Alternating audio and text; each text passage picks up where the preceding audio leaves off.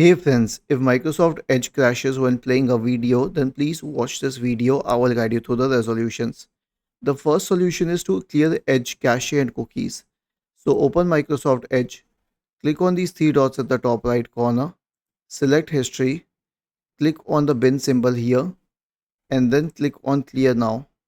The next solution is to identify the problematic extension on Microsoft Edge. Click on these three dots at the top right corner, select Extension, go to Manage Extension and uninstall any problematic extension from Microsoft Edge.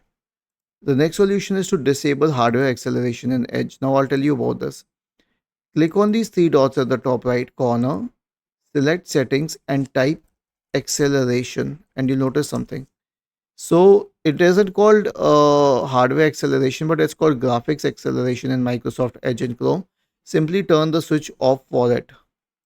And lastly, reset Edge settings to default. So on the same page, go to reset settings, click on restore settings to the default value and select reset settings. Was this helpful? If yes, then please subscribe to the channel. If not, then let us know in the comment section of the video on how we could help you further. Thank you for watching this video and have a nice day.